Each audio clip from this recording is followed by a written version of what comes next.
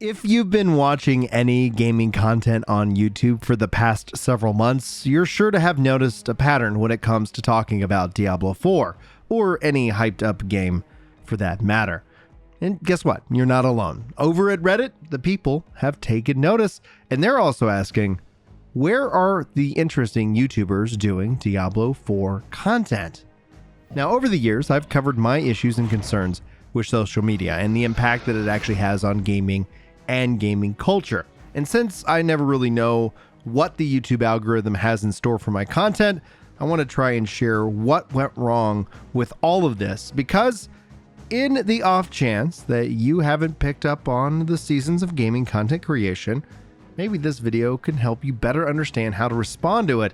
So if you'll allow me, let's lift the veil and let's give you the tools to do better. So hello everyone and welcome. My name's Brian if you happen to be new around here, and I honestly don't care if you sub or like this specific video because I'm just going to keep making them regardless. So do what's best for you and your YouTube algorithm that's better for your health and better for your feed in this case, because that's what's important to me in the long run. Now, I think the first thing I should touch on is this. I think Diablo 4 is going to be a fun game. I really enjoyed playing in the beta, and I'm very much looking forward to its release.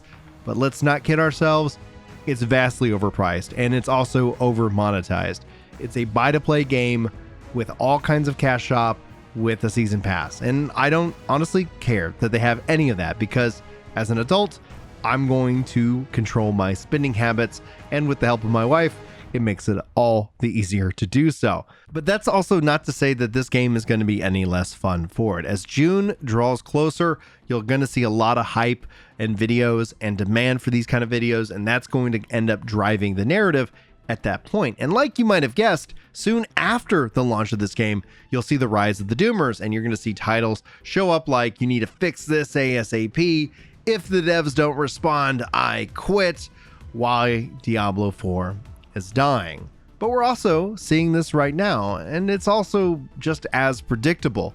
As the OP on the Reddit post pointed out, most YouTubers I come across are copying each other, and the thumbnail is a good giveaway of the type of trash content in the videos.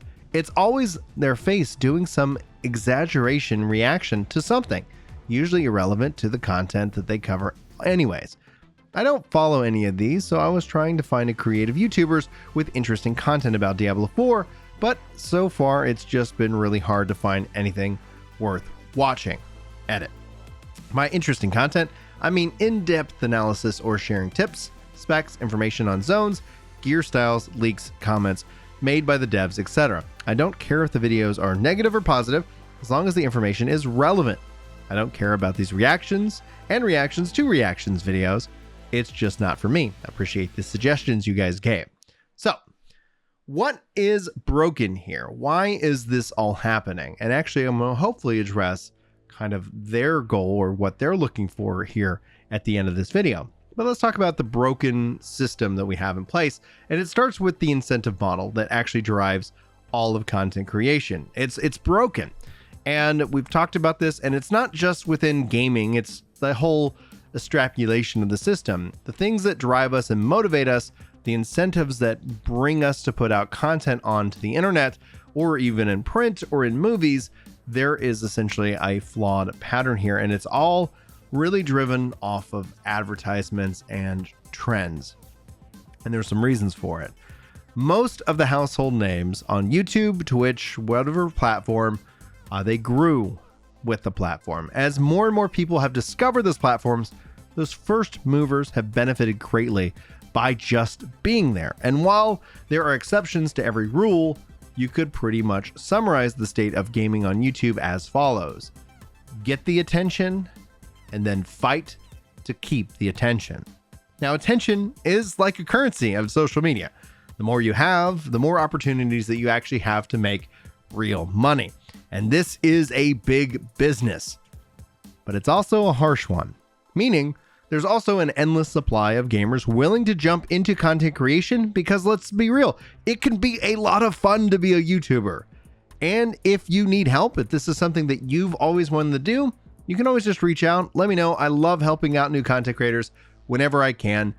This is essentially just kind of a part of the mission, because my personal belief is the more people doing these things, hopefully we can actually better the options for people to watch. And instead of getting this echo chamber sameness that we tend to see repeated over and over again. I'm guilty of it. Every content creator is guilty of it, because you see things that are working and you want to understand why those things are working. Because the risk here, especially for those who in the full-time content creation, who live and breathe and pay their rent or their mortgage or feed their kids with this ad revenue from Google, well, like that, they're a whole extra level of stress that I can't even fathom that kind of mindset going on over there. Because the risk is that if you're not being talked about, if you're not in the feed, if no one's angrily posting about you on Reddit, or positively posting about you on whatever platform, you have the risk of ending up in the forgotten bin. But there's also another element to all of this, and it's the element of demand and engagement. We see this with various different hype seasons. As games get hyped, as marketing firms spend money on either content creators, streamers, and things like that, which you have to disclose this information. It's one of the things that, it's humorous to me, is that when people say, oh, who paid for your opinion? It's like, if it's not disclosed, that's illegal. And thankfully, we're actually seeing many court cases and people being taken into court for doing that very thing.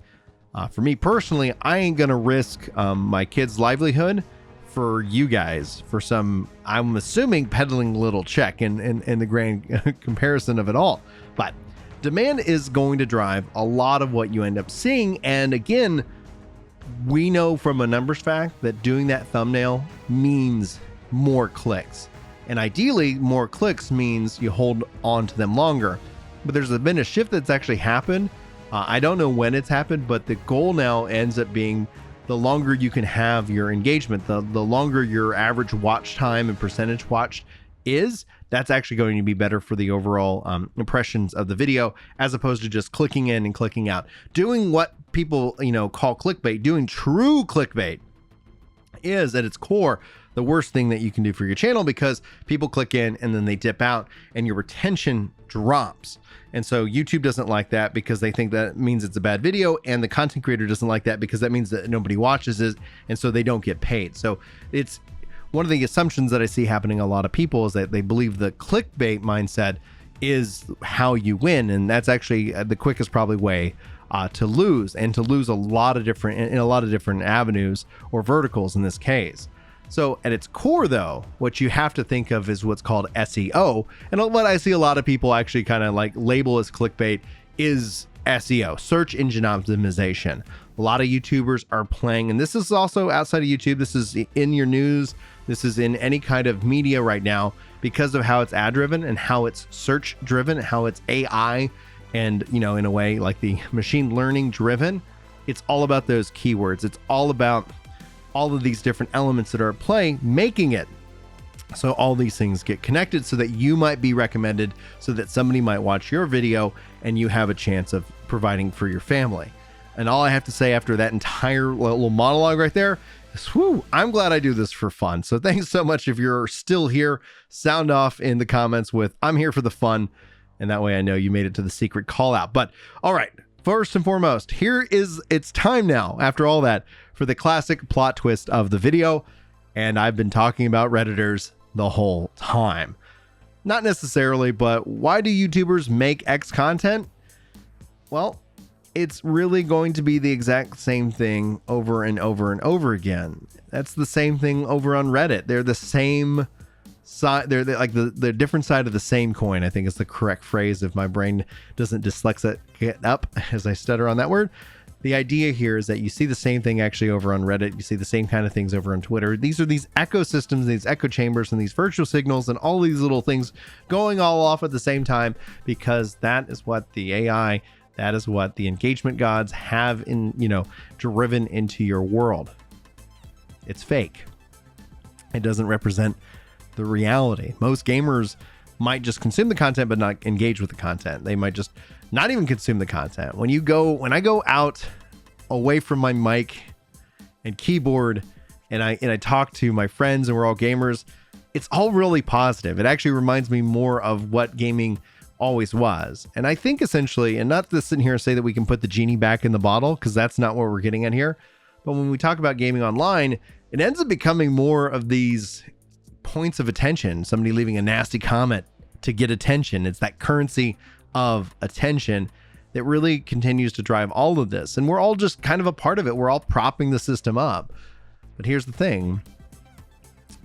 There's not a fix. Like I said, you can't put the genie back in the bottle. What do we do about it? So that's the goal of this video, like I stated at the start. And it's honestly to educate you. Educate you on engaging in the content that you want to see. And here's the thing, and here's the honest question that you can only ask yourself. You look in the mirror, is that what is it that you want to see? And are you communicating that? Because that's how all this stuff kind of gets responded. It's not one side's fault. It's the whole systems, the incentive model is broken. It's everybody's fault in this ever circular kind of reasoning and this logic, because we're going to see the same thing play out over and over again as we've seen it played out over and over again. But if our words don't reflect our actions, and our actions are measurable by data, the data doesn't necessarily reflect what the things that people say hold to be true. And this is any aspect of life and facet of life right now, which is fascinating. I think the data in and of itself is fascinating. So YouTubers who want to grow, they're going to look at their data. They're going to title their videos that are optimized for search so that their content can be discovered and ideally recommended. That's the game. Same thing with Reddit. They're going to farm for karma and all these different things.